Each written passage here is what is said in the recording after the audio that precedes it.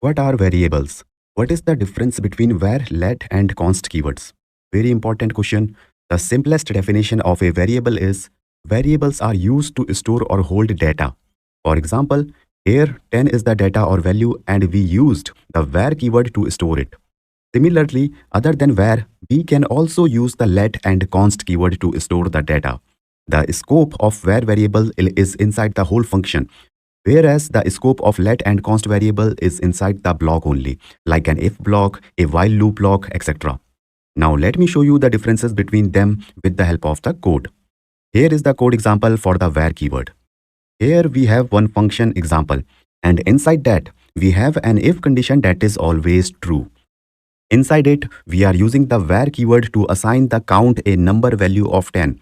When we print the count inside the if block, the output will be 10, which is expected. But when we print the count even outside the if block, even there outside, it will print 10 as the output like this. The point is, var creates a function scoped variable, meaning that even though you defined the variable var inside the if block, it is still available outside the if block because it is a function scoped and not block scoped. And in the programming world, block scoped variables are considered a better way because they give clarity about the life of the variable. Therefore, as a solution, the better way of defining the variable is now using the let keyword. Here is the same code, just I replaced this var count variable with the let keyword. Now this let variable will work only inside the if block. And if you try to access this variable outside the if block, then you will get the error, count is not defined error. So the reason is, let's create a block scoped variable, not a function scoped variable, okay? Therefore, the variable will be available inside the same block in which it is defined, inside the curly braces. This keyword let is more popular because it will not create confusion about the scope of the variable.